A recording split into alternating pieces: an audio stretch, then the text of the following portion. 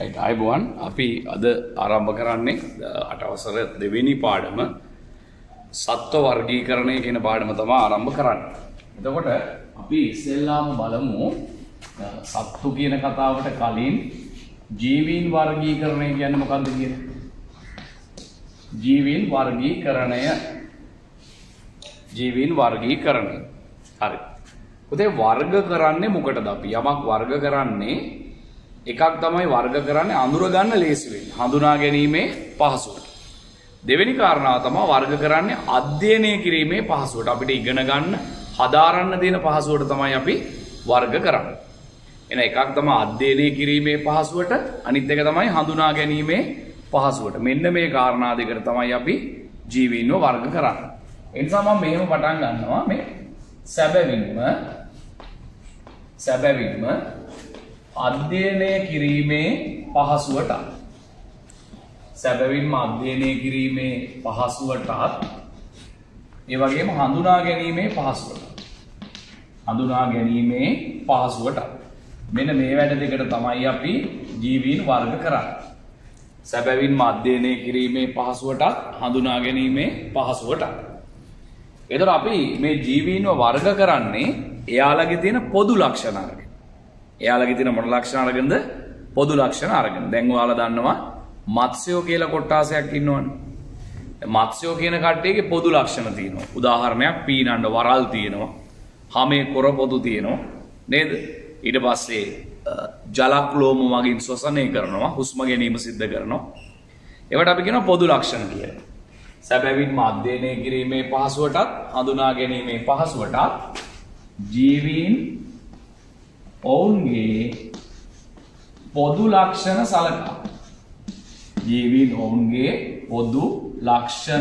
සලකා. ජීවීන් ඔවුන්ගේ පොදු ලක්ෂණ සලකා අපි මොකද කරන්නේ? කාණ්ඩවලට වෙන් කරනවා. කාණ්ඩවලට මොනවා කරනවද?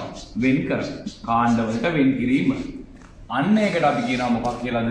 ජීවීන් වර්ගීකරණය කියලා. එහෙනම් මොකද්ද ජීවීන් වර්ගීකරණය කියලා කියන්නේ?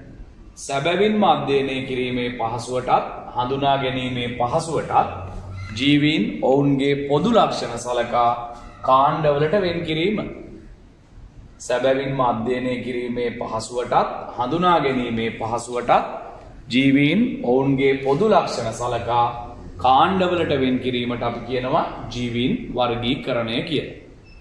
සැබවින්ම අධ්‍යයනය කිරීමේ පහසුවටත් හඳුනා ගැනීමේ පහසුවටත් ජීවීන් ඔවුන්ගේ පොදු ලක්ෂණ සලකා කාණ්ඩවලට වෙන් කිරීමට කියන්නේ ජීවීන් වර්ගීකරණය කියලා.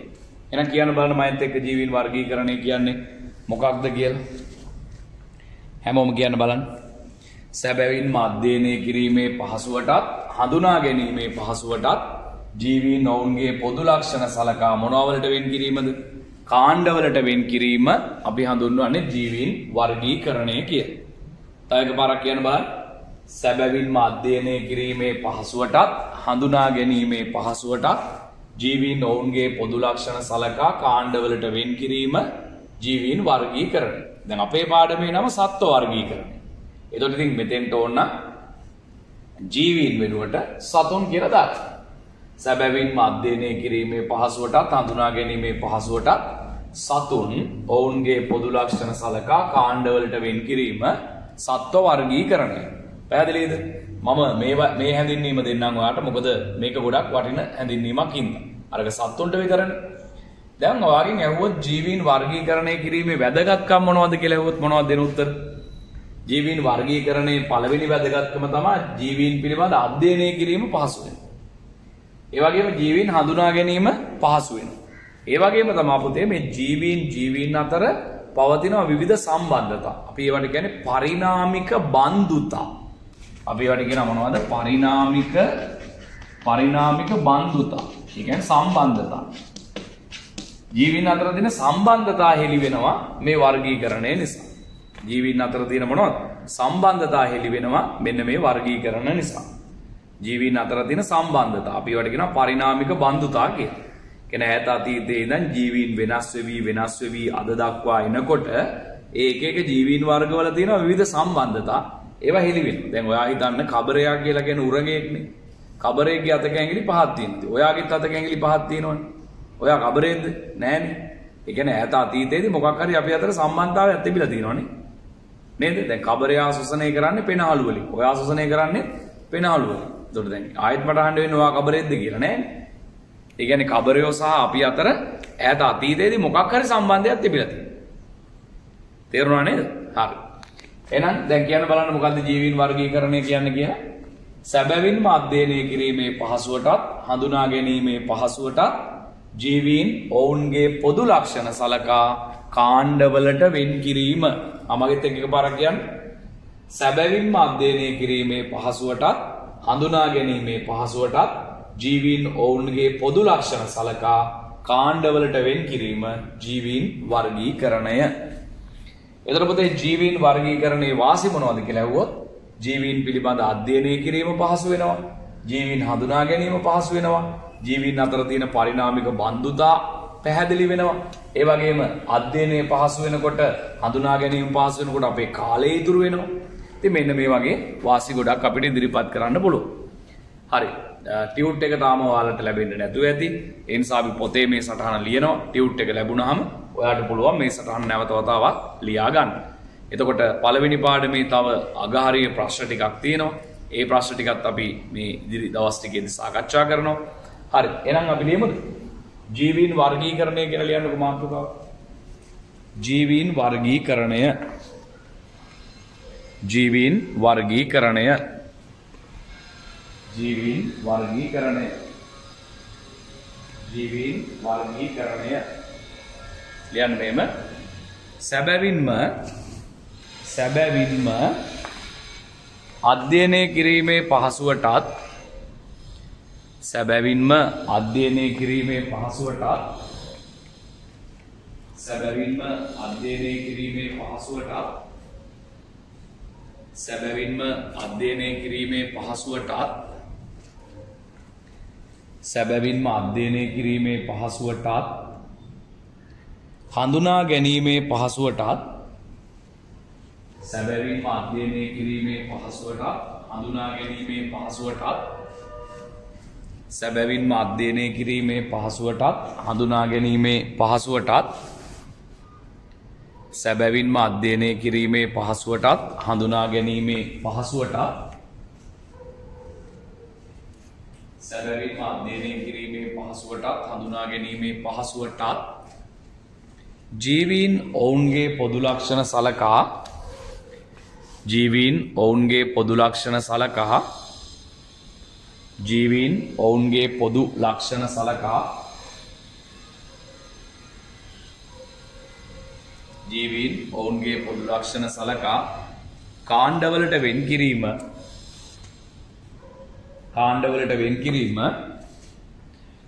ජීවීන් ඔවුන්ගේ පොදු ලක්ෂණ සලකා කාණ්ඩවලට වෙන් කිරීම ජීවීන් ඔවුන්ගේ පොදු ලක්ෂණ සලකා කාණ්ඩවලට වෙන් කිරීම ජීවීන් ඔවුන්ගේ පොදු ලක්ෂණ සලකා කාණ්ඩවලට වෙන් කිරීම ජීවීන් ඔවුන්ගේ පොදු ලක්ෂණ සලකා කාණ්ඩවලට වෙන් කිරීම ජීවීන් ඔවුන්ගේ පොදු ලක්ෂණ සලකා කාණ්ඩවලට වෙන් කිරීම ජීවීන් ඔවුන්ගේ පොදු ලක්ෂණ සලකා කාණ්ඩවලට වෙන් කිරීම ජීවීන් වර්ගීකරණයයි ජීවීන් වර්ගීකරණයයි ජීවීන් වර්ගීකරණයයි ජීවීන් වර්ගීකරණයයි ජීවීන් වර්ගීකරණයයි. හරි. දැන් ලියන්න මාතෘකාවක්. ජීවීන් වර්ගීකරණය කිරීමේ වාසි. ජීවීන් වර්ගීකරණය කිරීමේ වාසි. ජීවීන් වර්ගීකරණය කිරීමේ වාසි. ජීවීන් වර්ගීකරණය කිරීමේ වාසි. 1.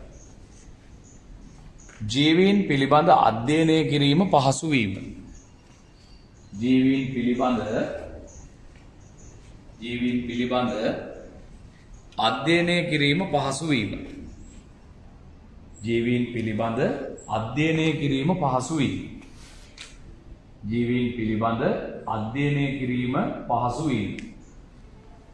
ජීවීන් පිළිබඳ අධ්‍යයනය කිරීම පහසු වීම. ජීවීන් පිළිබඳ අධ්‍යයනය කිරීම පහසු වීම. ජීවීන් පිළිබඳ අධ්‍යයනය කිරීම පහසු වීම. අංක 2 ජීවීන් හඳුනා ගැනීම පහසු වීම. අංක 2 ජීවීන් හඳුනා ගැනීම පහසු වීම. ජීවීන් හඳුනා ගැනීම පහසු වීම. ජීවීන් හඳුනා ගැනීම පහසු වීම. ජීවීන් හඳුනා ගැනීම පහසු වීම. තුන්වෙනි එක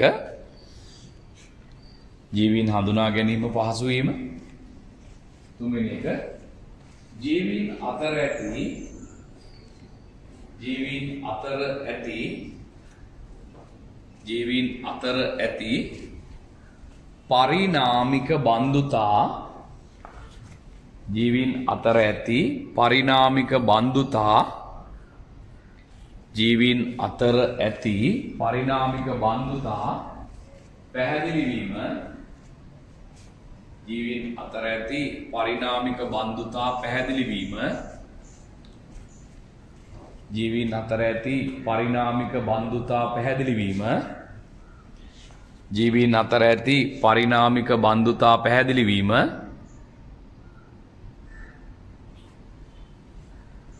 බන්ධුතා කියන්නේ පුතේ සම්බන්ධතා. චූටියට ලියා ගන්නකොට නිකන් සම්බන්ධතා කියන ඒ වගේ අදහසක්.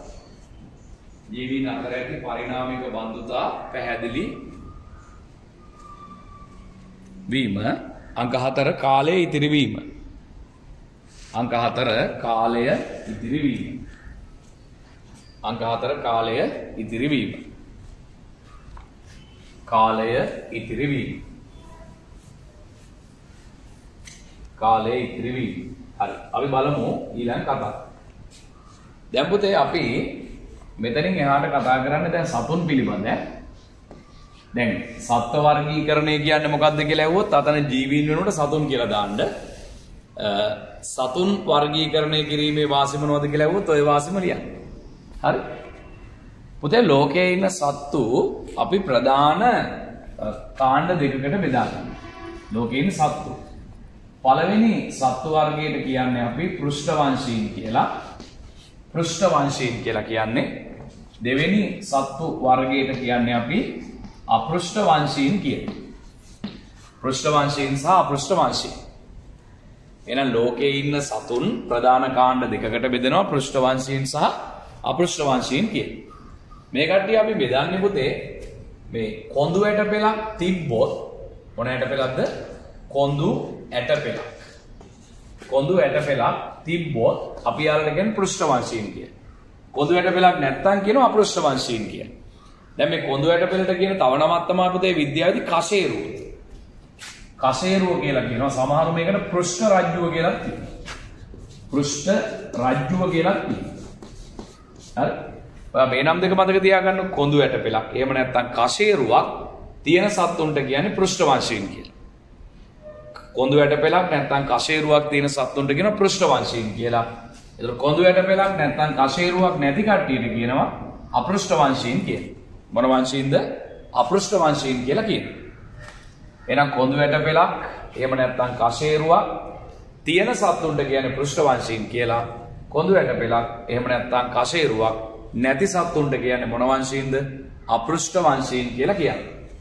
පුතේ මේ පෘෂ්ඨවංශීන් කියන කට්ටිය මොන වංශීන් කියන කට්ටියද? පෘෂ්ඨවංශීන් කියන කට්ටිය අපි බෙදනවා වර්ගවලට. වර්ගවලට බෙදනවා මෙන්න මෙහෙම. මම ටිකක් උඩින් ලියන්න. පළවෙනි වර්ගයේ මේ මෙහෙම පිස් කේස්. මොන කේස්ද? පිස් කේස් නැත්තම් කියනවා මත්ස්‍යයන්. මත්ස්‍යයන් පිස් කේස් ඒවත් මත්ස්‍යයන් කියලා කියනවා. එතකොට පිස් කේස් ඒවත් මත්ස්‍යයන්. දෙවෙනි වර්ගයට කියනවා ඇම්ෆිබියා. ඇම්ෆිබියා ඒවත් උභයජීවීන් කියලා කියනවා. ඇම්ෆිබියා ඒවත් උභයජීවීන් කියලා කියනවා. තුන්වෙනි කණ්ඩායමට කියනවා පුතේ තුන්වෙනි කණ්ඩායමට කියනවා රෙප්ටීලියා. රෙප්ටීලියා ඒවත් උරගයින් කියලා කියනවා. නැත්නම් උරගයන් කියලා කියනවා. රෙප්ටීලියා ඒවත් උරගයින්. ඊට පස්සේ පුතේ හතරවෙනි කණ්ඩායමට අපි කියනවා ආවේස්. ආවේශවත් පක්ෂීන් කියලා කියනවා. ආවේශවත් පක්ෂීන් කියලා කියනවා. ආවේශවත් පක්ෂී. පස්වෙනි කණ්ඩායමට කියනවා පුතේ මැමේලියා. මැමේලියා කියලාත් කියනවා මේ මමාලියා කියලාත් කියනවා. මැමේලියා හේවත් ශීරපායින් කියලා කියනවා. ශීරපායින් කියලා කියනවා. එහෙනම් කතාව දැන් පැහැදිලිද? ලෝකයේ ඉන්න සත්තු ප්‍රධාන කාණ්ඩ දෙකකට බෙදෙනවා පෘෂ්ඨවංශීන් සහ අපෘෂ්ඨවංශීන් කියලා. පෘෂ්ඨවංශීන් කියලා කියන්නේ කොඳු වැට පෙලක් නැත්නම් කශේරුවක් තියෙන සත්තු. අපෘෂ්ඨවංශීන් කියන්නේ කොඳු වැට පෙලක් නැත්නම් කශේරුවක් නොමැති සත්තු. මේ පෘෂ්ඨවංශීන් පුතේ අපි බෙදනවා වර්ග පහකට. මොකද්ද වචනේ? වර්ග පහකට බෙදනවා. වර්ග වලට තමයි බෙදන්නේ. හැබැයි පුතේ අපෘෂ්ඨවංශීන් බෙදන්නේ වංශවලට. නෝ මතක තියාගන්න ඕනේ. පෘෂ්ඨවංශීන් බෙදන්නේ වර්ගවලට, අපෘෂ්ඨවංශීන් බෙදන්නේ වංශවලට. මම ඔයාලට දෙන්නම්කෝ අපෘෂ්ඨවංශීන්ගේ වංශ ටික. වංශ හතරක් දෙන්නම්. ගොඩක් තියෙනවා. තව කීපයක් තියෙනවා. අපි ඉගෙන ගන්න හතරයි ඈ. පළවෙනි වර්ගයට කියන්නේ නිඩාරියාව. නිඩාරියා වංශය. එහෙම නැත්නම් එයාලට කියනවා සිලෙන්ටරේටා වංශය. සිලෙන්ටරේටා වංශය. සමහරට ඔයාලට මේ නම් වලින් එකක් විතරක් ඉස්කෝලේදී කියයි. එක නමක් විතරක් කියයි. හොඳට මතක තියාගන්න. එක නමක් මදි. ඔයාලා අනිත් නම් ටිකක් දැනගන්න ඕනේ. මොකද ඔයාලා ඉගෙන ගන්නේ සාමාන්‍ය පෙළ විභාගය දක්වානේ. ඒතකොට අනිත් නමුත් දැනගන්න ඕනේ. නිඩාරියා හැවත් සිලෙන්ටරේටා වංශය. ඊළඟ වර්ගයට කියනවා ඇනලීඩා වංශය. ඇනලීඩා වංශය හැවත් අපි කියනවා එයාලට සමකණ්ඩික පණුවන් කියලා. සමකණ්ඩික පණුවන් කියලා කියනවා. ඇනලීඩා වංශය නැත්නම් සමකණ්ඩික පණුවන් කියලා කියනවා.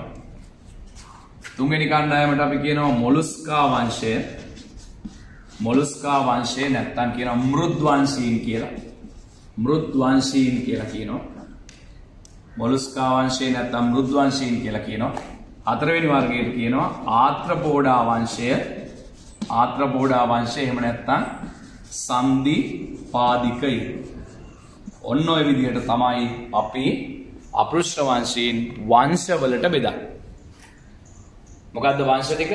නිඩාරියා වංශය හේවත් සිලෙන්ටරේටා වංශය. ඇනලීඩා වංශය හේවත් සමකණ්ඩික පණුව. මොලුස්කා වංශය හේවත් මෘද්වංශීන්. ආත්‍රපෝඩා වංශය හේවත් සන්ධිපාදිකයි. ආත්‍රපෝඩා වංශය හේවත් සන්ධිපාදිකයි. දැන් මේ බෝඩ් එකේ තියෙන ඔක්කොම ටික පැහැදිලිද ඔයාලට? මොනවද පැහැදිලි? ලෝකයේ ඉන්න සත්තු ප්‍රධාන කාණ්ඩ දෙකකට බෙදුවා පෘෂ්ඨවංශීන් අපෘෂ්ඨවංශීන්. එහෙම බෙදන්න පදනම් වුණේ කොඳු වැට පෙලක් තියෙද නැද්ද කියන එක.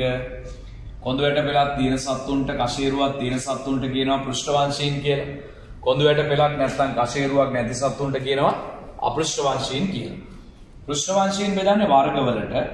පිස්කේස් හේවත් මත්ස්‍යයන්, ඇම්ෆිබියා හේවත් උභයජීවීන්, රෙප්ටීලියා හේවත් උරගයින්, ආවේශ හේවත් පක්ෂීන්, මැමේලියා හේවත් ශීරපායි.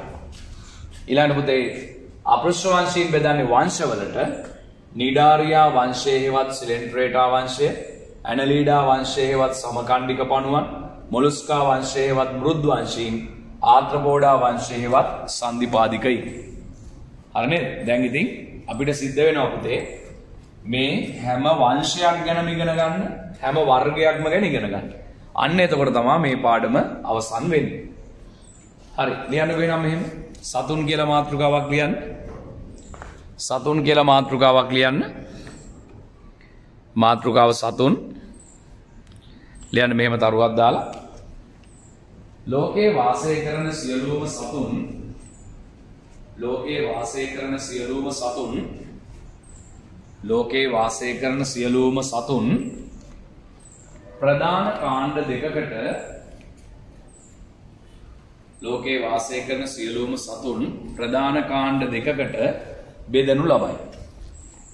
ලෝකේ වාසය කරන සියලුම සතුන් ප්‍රධාන කාණ්ඩ දෙකකට බෙදනු ලබයි. ලෝකේ වාසය කරන සියලුම සතුන් ප්‍රධාන කාණ්ඩ දෙකකට බෙදනු ලබයි. ප්‍රධාන කාණ්ඩ දෙකකට බෙදනු ලබයි. එනම් එක දෙක කියලා පළයක් කියන්න. පෘෂ්ඨවංශීන්, එක පෘෂ්ඨවංශීන්, අංග දෙක අපෘෂ්ඨවංශීන්. එක පෘෂ්ඨවංශීන් දෙක අපෘෂ්ඨවංශීන්. අංක 1 පෘෂ්ඨවංශීන් අංක 2 අපෘෂ්ඨවංශීන්. පෘෂ්ඨවංශීන් අපෘෂ්ඨවංශීන්. මුලින්ම ලියන්න මාතෘකාවක් පෘෂ්ඨවංශීන් කියලා. පෘෂ්ඨවංශීන් පෘෂ්ඨවංශීන් ලියන්න. තවත් දාලා කොඳු ඇට පෙලක් කොඳු ඇට පෙලක් වරහන් ඇතුලේ වෙන පාටකින් මේ නම ලියන්න. කොඳු ඇට පෙලක් වරහන් ඇතුලේ යන කෂේරුව. කොඳු ඇට පෙලක් වරහන් ඇතුලේ යන කෂේරුවක්. කොඳු ඇට පෙලක් වරහන් ඇතුලේ කෂේරුවක්. කොඳු ඇට පෙලක් වරහන් ඇතුලේ කෂේරුවක්. වරහන් වැව්වා. ඇති සතුන් කොඳු ඇට පෙලක් වරහන් ඇතුලේ කෂේරුවක්. ඇති සතුන් කොඳු ඇට පෙලක් වරහන් ඇතුලේ කෂේරුවක්. ඇති සතුන් පෘෂ්ඨවංශීන් ලෙස හඳුන්වයි. පෘෂ්ඨවංශීන් ලෙස හඳුන්වයි. පෘෂ්ඨවංශීන් ලෙස හඳුන්වයි. පෘෂ්ඨවංශීන් ලෙස හඳුන්වයි.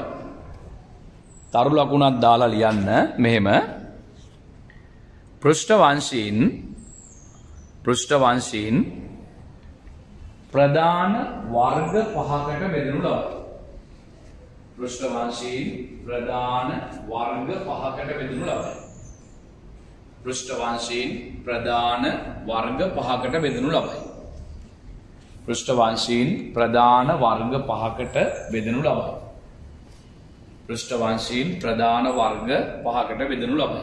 එනම් අපි ඉස්සෙල්ලා මේ නම ලියමු ඊට පස්සේ මේ නම ලියමු ලියන්න.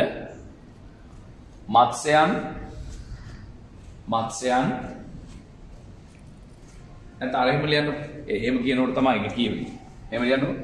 පිස්කේස් ඇලයිරක් මත්ස්‍යයන්. පිස්කේස් හෙවත් මත්ස්‍යයන් කියලා ලියන්න. පිස්කේස් හෙවත් මත්ස්‍යයන්. පිස්කේස් හෙවත් මත්ස්‍යයන්. පිස්කේස් හෙවත් මත්ස්‍යයන් කියලා ලියන්න. පිස්කේස් හෙවත් මත්ස්‍යයන්. පිස්කේස් හෙවත් මත්ස්‍යයන්. දෙක ඇම්පිබියා හෙවත් උභයජීවී. ඇම්පිබියා හරියට ලියන්න. ඇම්පිබියා හෙවත් උභයජීවී. පිස්කේස් හෙවත් මත්ස්‍යයන්. දෙක ඇම්පිබියා හෙවත් උභයජීවීන්. ඇම්පිබියා හෙවත් උභයජීවීන්. ඇම්පිබියා හෙවත් උභයජීවීන්. ඇම්පිබියා හෙවත් උභයජීවීන්. ඇම්පිබියා හෙවත් උභයජීවීන්. අංක 3 රෙප්ටීලියා හෙවත් උරගයින්. රෙප්ටීලියා හෙවත් උරගයින්. රෙප්ටීලියා හෙවත් උරගයින්. රෙප්ටීලියා හෙවත් උරගයින්. රෙප්ටීලියා හෙවත් උරගයින්. රෙප්ටීලියා හෙවත් උරගයින්. රෙප්ටීලියා හෙවත් උරගයින්. රෙප්ටීලියා හෙවත් උරගයින්. ආවේශවත් පක්ෂීන්. ආවේශවත් පක්ෂීන්. ආවේශවත් පක්ෂීන්.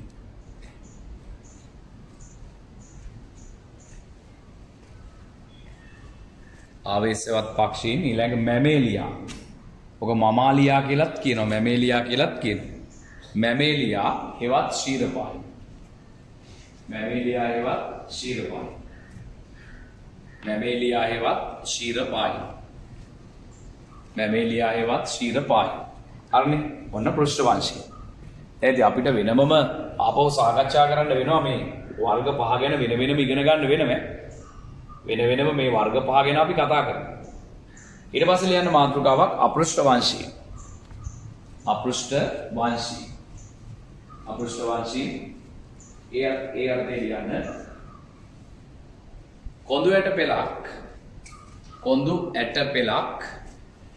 කොඳු ඇට පෙලක් වරහන් ඇතුලේ බෙදලා යන කෂේරුවක්. කොඳු ඇට පෙලක් වරහන් ඇතුලේ කෂේරුවක්.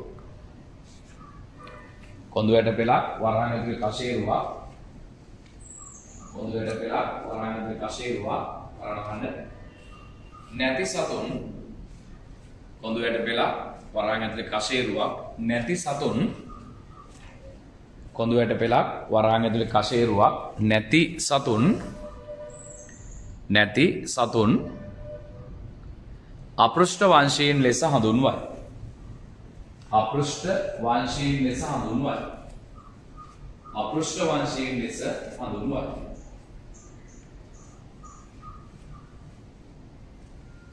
අපෘෂ්ඨ වංශීන් ලෙස හඳුන්වයි. තරුවක් දාන්න.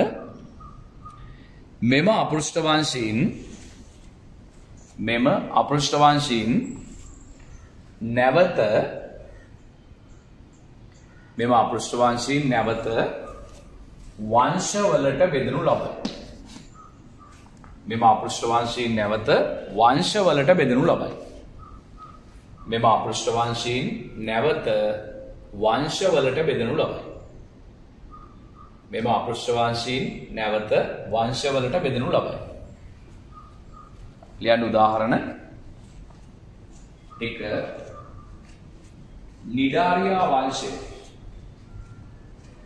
නිඩාරියා වංශය. නිඩාරියා වංශය ඇලයිරක් නැත්නම් හේවත් එහෙම නැත්නම් නිඩාරියා වංශය හේවත් සිලෙන්ටරේටාවන්. හරියට ලියන්න සිලෙන්ටරේටාවන්. නිඩාරියා වංශය හේවත් සිලෙන්ටරේටාවන්. නිඩාරියා වංශය හේවත් සිලෙන්ටරේටාවන්. නිඩාරියා වංශය හේවත් සිලෙන්ටරේටාවන්. නිඩාරියා වංශය හේවත් සිලෙන්ටරේටාවන්. අංක 2 ඇනලීඩා වංශය හේවත් අංක 2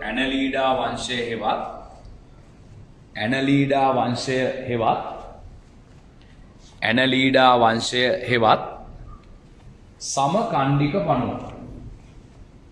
ඇනලීඩා වංශය හේවත් සමකණ්ඩික පණුව. ඇනලීඩා වංශය හේවත් සමකණ්ඩික පණුව. ඇනලීඩා වංශය හේවත් සමකණ්ඩික පණුව. ඇනලීඩා වංශය හේවත් සමකණ්ඩික පණුව.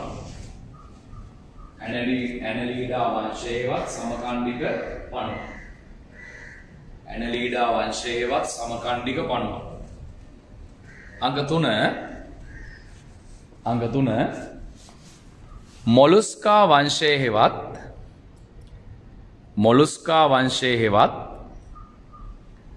මොලුස්කා වංශය හේවත් මෘද් වංශීන්. වර්ගීන් එහෙම නෙවෙයි වංශීන්. මොලුස්කා වංශය හේවත් මෘද් වංශීන්. මොලුස්කා වංශය හේවත් මෘද් වංශීන්. මොලුස්කා වංශය හේවත් මෘද් වංශීන්. මොලුස්කා වංශය හේවත් මෘද් වංශීන්.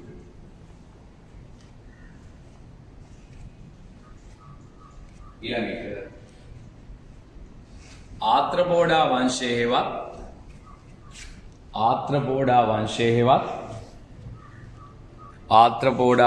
හේවත් ආත්‍රපෝඩා වංශය හේවත් සන්ධිපාදිකයි. ආත්‍රපෝඩා වංශය හේවත් සන්ධිපාදිකයි. ආත්‍රපෝඩා වංශය හේවත් සන්ධිපාදිකයි. ආත්‍රපෝඩා වංශය හේවත් සන්ධිපාදිකයි. හරි. එහෙනම් අපිට දැන් කතා කරගන්න තියෙන්නේ මේ පැති දෙක ගැනනේ. අපි ඉස්සෙල්ලාම මෙන්න මේ පැත්ත ගැන කතා කරනවා. හරි. කතා කරලා ඊට පස්සේ තමයි අන්තිමට මේ පැත්ත ගැන කතා කරන්නේ. අච්චු පොතේ තියෙන මේ විදිහටමයි අපි 10 වසරේදී කතා කරන්නේ ඔය පිළිවෙලටමයි. මේ පාඩම පුතේ නැවත 10 වසරේදී තියෙන්නේ. 10 වසරේ තියෙන පාඩමක්. හරිද? 10 වසරේ තියෙන පාඩමක් වගේම O level විභාගෙදී අනිවාර්යෙන් ප්‍රශ්න අහන පාඩමක්. ඉතින් 8 වසරේදී හොඳට මේ පාඩම හොඳට ඉගෙන ගත්තාම 10 වසරේදී ඉගෙන ගන්න තියෙන චුට්ටයි. හැබැයි 10 වසරේ නම් ශාක ගැනක් තියෙනවා. සුත්‍ර ජීවීන් ගැනක් තියෙනවා. සතුන්ගේ කොටස මෙතනින් කෙරෙනවා. හරි? දැන් මෙයා ගන්නවා. දැන් පුතේ අපි ඉස්සෙල්ලාම කතා කරමු අපෘෂ්ඨ වංශීන් ගැන. ලියන්න මාතෘකාව අපෘෂ්ඨ වංශී සත්ව වංශ. අපෘෂ්ඨ වංශී සත්ව වංශ. අපේ මාතෘකාව අපෘෂ්ඨ වංශී සත්ව වංශ පිළිබඳව තමයි අපි කතා කරන්න යන්නේ. අපෘෂ්ඨ වංශී සත්ව වංශ. හරි මේ අහගන්නකො. දැන් පුතේ අපි මුලින්ම කතා කරමු නිඩාරියා වංශය. නිඩාරියා නැත්තම් නිඩාරියා වංශය. එහෙම නැත්නම් අපි කතා කරමු සිලෙන්ටර් රේටාවන් ගැන. සිලෙන්ටර් රේටාවන් ටිකක් කියලා පුරුදු කරගන්න. නිඩාරියා වංශය නැත්තම් සිලෙන්ටර් රේටාවන් කියලා කියනවා. නිඩාරියා වංශය එහෙම නැත්නම් මොකද්ද කියන්නේ? සිලෙන්ටර් රේටාවන්. නිඩාරියා වංශය කියලාත් කියනවා සිලෙන්ටර් රේටාවන් කියලාත් කියනවා. හරි. උදේ මේකේ ඉන්න කට්ටිය ජීවත් වෙන පරිසරය. මුලින්ම මම කියනනම් පරිසරය කියන්නේ මේ නිඩාරියා වංශය නැත්තම් සිලෙන්ටර් රේටා වංශය මේකේ ඉන්න සත්තු. දැන් මේ කට්ටිය අපිට එච්චර පුරුදු නැහැ. නිඩාරියාව කියන නම සමහරටවා ජීවිතේ පළවෙනි වතාවට අහලා තියෙනවා. සිලෙන්ටර් රේටාවන් කියන නමත් ජීවිතේ පළවෙනි වතාවට නහන්නේ. මේ කට්ටිය පුතේ ජීවත් වෙන්නේ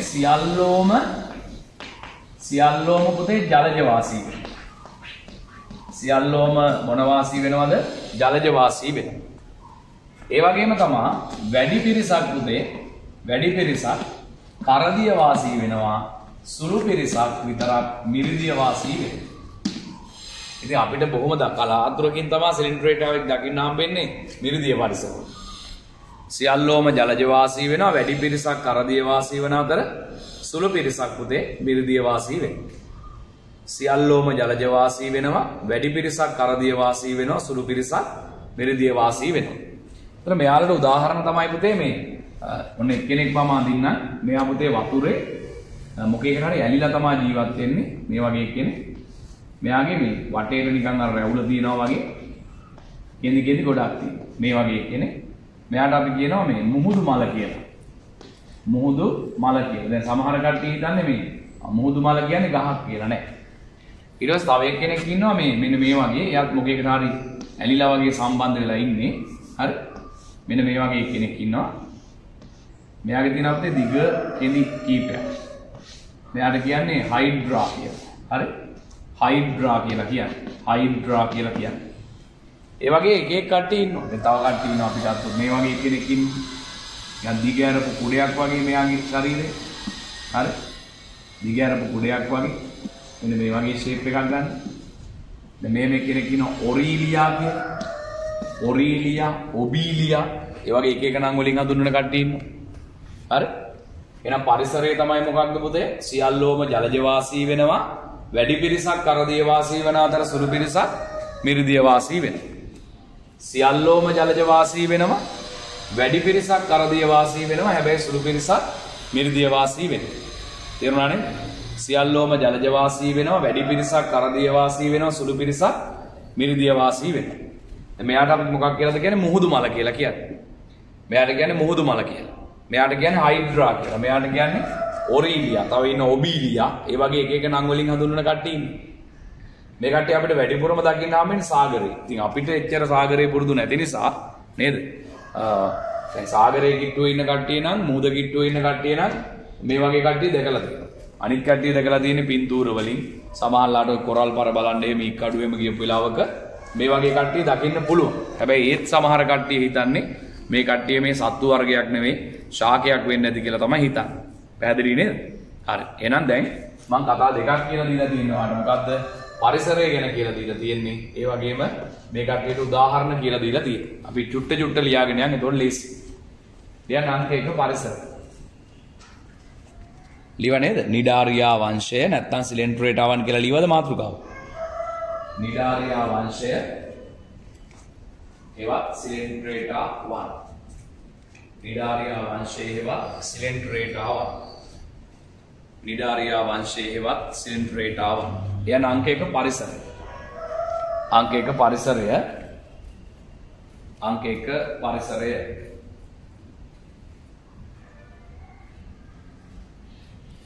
අංක 1 පරිසරය යන්න මෙහෙම ඉරක් ගහලා සියල්ලෝම ජලජ වාසී වේ. සියල්ලෝම ජලජ වාසී වේ. සියල්ලෝම ජලජ වාසී වේ. සියල්ලෝම ජලජ වාසී වේ. ඒකටම ලියන්න. වැඩි පිරිසක් කරදිය වාසී වන අතර සියල්ලෝම ජලජ වාසී වේ. වැඩි පිරිසක් කරදිය වාසී වන අතර වැඩි පිරිසක් කරදිය වාසී වන අතර වැඩි පිරිසක් කරදිය වාසී වන අතර සුළු පිරිසක් නිර්දිය වාසී වේ. වැඩි පිරිසක් කරදිය වාසී වන අතර සුළු පිරිසක් නිර්දිය වාසී වේ. අංක දෙක උදාහරණ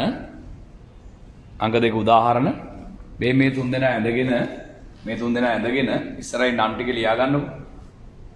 මුහුදුමල හයිඩ්‍රා ඔරීලියා. මුහුදුමල හයිඩ්‍රා ඔරීලියා.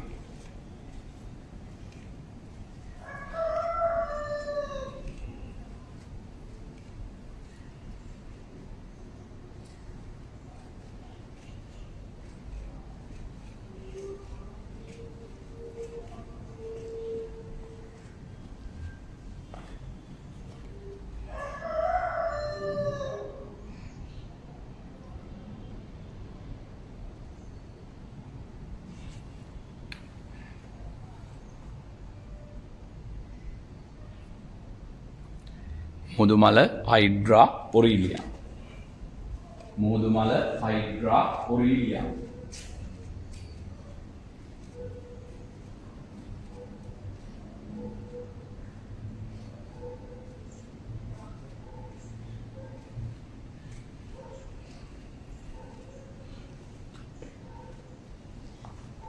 එක්කෙනෙක් තමයි මුහුදුමල කියන්නේ, අනිත් එක්කෙනා තමයි හයිඩ්‍රා කියලා කියන්නේ, ඊළඟ එක්කෙනා තමයි ඔරීලියා කියලා කියන්නේ. මුහුදුමල හයිඩ්‍රා ඔරීලියා. මුහුදුමල හයිඩ්‍රා ඔරීලියා. මුහුදුමල හයිඩ්‍රා ඔරීලියා.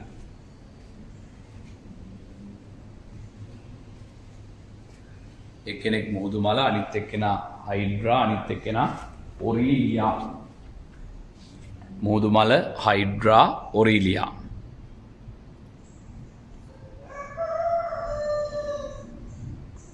මුහුදුමල හයිඩ්‍රා ඔරීලියා. හරි, එතකොට ඒ ටික හරි නේද? ඊළඟට පුතේ තුන්වෙනි කාරණාව හැටියට මම ගන්නේ සමමිතිය. සමමිතිය. මෙයාලට දෙන්නේ පුතේ අරීය සමමිතිය. මොකද්ද? අරීය සමමිතිය. අරීය සමමිතියක් කියලා කියන්නේ දැන් මෙයාලගේ දේහය ටිකක් මෙන්න මේ වගේ සිලින්ඩරයක හැදෙන්නේ කියන්නේ ගන්න. මේ තියෙන පුතේ මධ්‍ය අක්ෂය. හරි මැද. මේ මධ්‍ය අක්ෂය හරහා යන ඕනම රේඛාවක් හරහා මෙයාලව දෙකට කැපුවොත් පුතේ සමාන භාග දෙකකට වෙන් වෙනවා. දැන් සිලින්ඩරයක් ගැන හිතන්නකෝ. සිලින්ඩරයක හරි මැද මෙතන නම් පුතේ මෙතනින් යන ඕනම ඉරකින් මේ සිලින්ඩරය දෙකට මැදින් කැපුවොත් සමාන භාග දෙකකට වෙන් වෙනවා නේද? ඒ වගේ තමයි පුතේ මේ නිඩාරියාව සිලින්ඩරේටාව. යාලා පුතේ මධ්‍ය අක්ෂය හරහා යන ඕනම රේඛාවක් ඔස්සේ කැපුවොත් සමාන භාග දෙකකට වෙන් වෙනවා. මධ්‍ය අක්ෂය හරහා යන ඕනම රේඛාවක් ඔස්සේ දෙකට කැපුවොත් සමාන භාග දෙකකට වෙන් වෙනවා. ඒක තමයි කියන්නේ අරීය සමමිතිය කියන්නේ. එහෙනම් ලියන්න අංක 3 සමමිතිය. අංක 3 ලියන්න සමමිතිය. අංක 3 සමමිතිය. ඉරක් ගාලා ලියන්න අරීය සමමිතියක් ඇත. අරීය සමමිතියක් ඇත. අරීය සමමිතියක් ඇත. ඊට පහලින් පුතේ මේ වගේ රූපයක් අඳින්න, මේ වගේ රූපයක් මෙතන පහලින් ලියන්න අඳින්න. සිලින්ඩරයක් ඇඳලා එහෙම කෑලි කීපයකට කපන්න.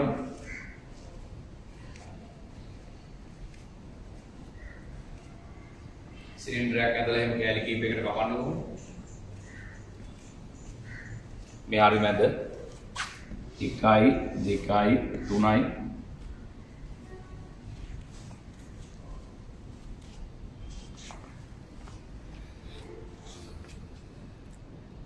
දැන් ওই රූපේ ඉස්සරහින් ලියන්න.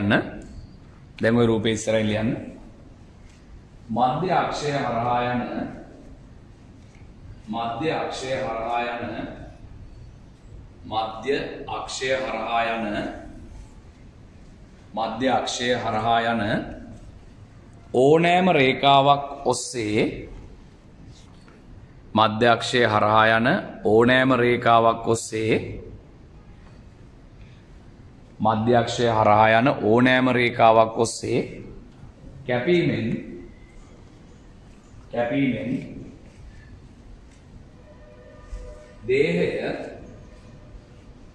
දේහය සමාන භාග දෙකකට වෙන් කළ හැකිය. දේහය සමාන භාග දෙකකට වෙන් කළ හැකිය. දේහය සමාන භාග දෙකකට වෙන් කළ හැකිය. සමාන භාග දෙකකට වෙන් කළ හැකිය. හරි, දැන් එනම් මම කතා තුනක් කියවනේ. දේහය සමාන භාග දෙකකට වෙන් කළ හැකිය. හරි. මොකද්ද මෙයාලගේ පරිසරයේ නිඩාරියාවන්ගේ සියල්ලෝම ජලජවාසී වෙනවා. වැඩි පිරිසක් ඉන්නේ කරදියේ, සුළු පිරිසක් ඉන්නේ මිරිදියේ. උදාහරණ තමයි මුහුදු මල, හයිඩ්‍රා, ඔරීලියා, තව ඕනනම් නිකමට එක්කෙනෙක් ලියා ගන්න ඔබීලියා කියලා. ඒක අපි පස්සේ ලියමුකෝ. ඊළඟ සමමිතිය අරීය සමමිතියක් තියෙන්නේ. මොකද්ද අරීය සමමිතිය කියලා කියන්නේ? මධ්‍ය අක්ෂය හරහා යන ඕනම රේඛාවක් ඔස්සේ කැපුවොත් සමාන භාග දෙකකට වෙන් වෙනවා. ඒකට කියනවා මොන සමමිතියක්ද? අරීය සමමිතියක් කියලා කියනවා. ඊට පස්සේ ලියන්න අංක 4 දේහ හැඩය. මෙයාලගේ දේහ හැඩය. මෙයාලගේ දේහ හැඩය. දේහ හැඩය. දේහ හැඩය. හරි. මෙයාලගේ තියෙනවා ප්‍රධාන දේහ හැඩයන් ආකාර දෙකක්. ප්‍රධාන දේහ හැඩයන් ආකාර දෙකක් තියෙනවා. ප්‍රධාන දේහ හැඩයන් ආකාර දෙකක් තියෙනවා. මෙන්න මේවා. ප්‍රධාන දේහ හැඩය. ප්‍රධාන දේහ හැඩය. මේ හැඩයට කියනවා හයිඩ්‍රා රූපී ආකාරය. හයිඩ්‍රා රූපී ආකාරය කියලා කියනවා. මෙන්න මේ හැඩයට කියනවා අපි මෙඩුසා ආකාරය කියලා. හයිඩ්‍රා රූපී ආකාරය කියලා කියනවා. මේකට මේ බුහුබා ආකාරය කියලා කියනවා. හයිඩ්‍රා රූපී ආකාරය නැත්නම් බුහුබා ආකාරය කියලා කියනවා. මේ තියෙන්නේ හයිඩ්‍රා රූපී ආකාරය නැත්නම් බුහුබා ආකාරය. මේ තියෙන්නේ මෙඩුසා ආකාරය. ඔය තමයි ප්‍රධාන හැඩයන් දෙක. හරිද? මේවට කියන්නේ පුතේ ග්‍රාහිකා කියලා. මේ ග්‍රාහිකා කියලා කියන්නේ මේ තියෙන පුතේ මුඛය. මෙතන තමයි කට තියෙන්නේ. මේ තියෙන මුඛය. මෙයාලගේ පුතේ මේ තියෙන ග්‍රාහිකා. මේ තියෙන ග්‍රාහිකා. මේ මෙතන තමයි මුඛය තියෙන්නේ. හරි? දැන් ලියන්නකො මෙහෙම. ප්‍රධාන දේහ හැඩයන් දෙකක් ඇත. ප්‍රධාන දේහ හැඩයන් දෙකක් ඇත. ප්‍රධාන දේහ හැඩයන් දෙකක් ඇත. එනම් එක බුහුබා ආකාරය, එක බුහුබා ආකාරය, වරාන් ඇතුලේ හයිඩ්‍රා රූපී ආකාරය, එක බුහුබා ආකාරය, වරාන් ඇතුලේ හයිඩ්‍රා රූපී ආකාරය, හයිඩ්‍රා රූපී ආකාරය, අංක 2 මෙඩුසා ආකාරය. අංක 2 මෙඩුසා ආකාරය. හරි. මෙඩුසා ආකාරය. දැන් වගුවක් ගහන්නකො පුතේ. වගුවක් ගහන්න මේ විදිහට. වගුවක් ගහන්න මේ විදිහට. මේ විදිහට වගුවක් ගහන්න. එක පැත්තකට බුහුබා ආකාරය, අනිත් පැත්තට මෙඩුසා ආකාරය. එක පැත්තකට බුහුබා ආකාරය, අනිත් පැත්තට මෙඩුසා ආකාරය. දැන් මේ රූප දෙක අඳින්නකො.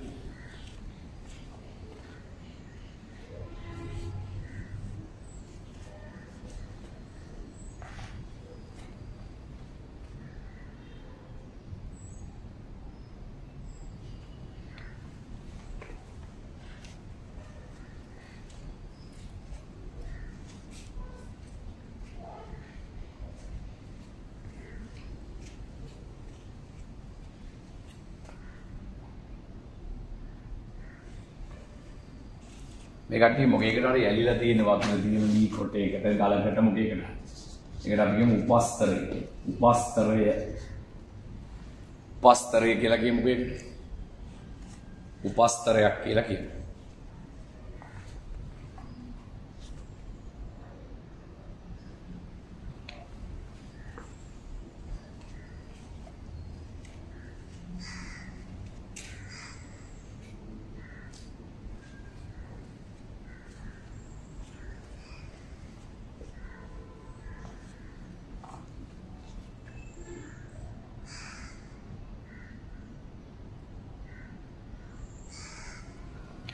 හරි රූප දෙක ඇඳන නේද? මේ පැත්තේ ලියන්න. දේහයේ සිලින්ඩරාකාර හැඩතිය දේහයේ සිලින්ඩරාකාර හැඩතිය දේහයේ සිලින්ඩරාකාර හැඩතිය දේහයේ සිලින්ඩරාකාර හැඩතිය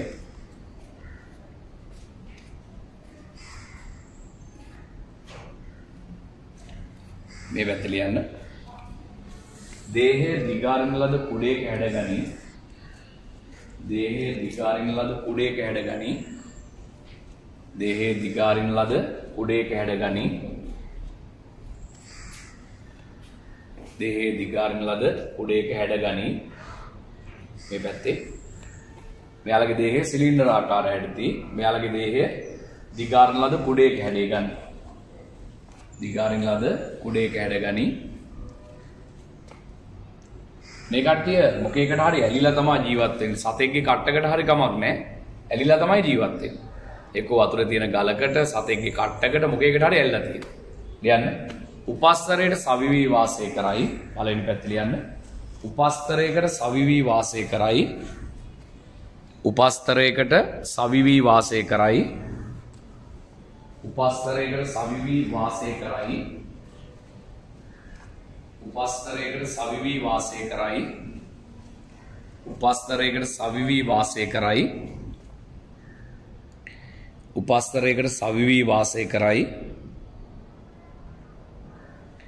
මෙයාලා පුතේ ජලයේ නිදැල්ලේ පාවෙමින් තමයි වාසය කරන්නේ. සමහරු පිහිනමින් කියලාත් කියනවා. ජලයේ නිදැල්ලේ පාවෙමින් නැත්නම් පිහිනමින් වාසය කරනවා. ලියන්න. ජලයේ නිදැල්ලේ පාවෙමින්. උඩ නෙමෙයි වතුර උඩ නෙමෙයි ඈ.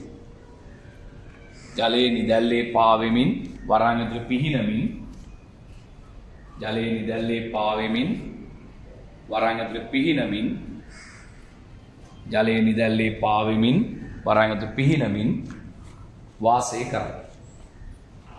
වාසය කරයි. හරි. දැන් එතකොට මේ වීඩියෝ එක මෙතනින් දැන් ඉවර වෙනවා. හරිද? හැබැයි දැන් බලන්න දැන් මේ වීඩියෝ එක දැන් ඉවරයිනේ බලලා. මේ වීඩියෝ එකට පහලින් තව වීඩියෝ එකක් දාලා තියෙනවා. ඒකත් අද පාඩමම තමයි. පැහැදිලිද? දැන් ඔයාලා මේ වීඩියෝ එක බලලා පැය කාලයක් විතර විවේකයක් ගන්න අරගෙන ඉවර වෙලා මීට පහලින් දාලා තියෙනවා තව වීඩියෝ එකක්. ඒ වීඩියෝ එකත් බලන්න බලපුවාම අද දවසේ පාඩම අවසන් වෙනවා. හරි. එහෙනම් එච්චරයි දැනට.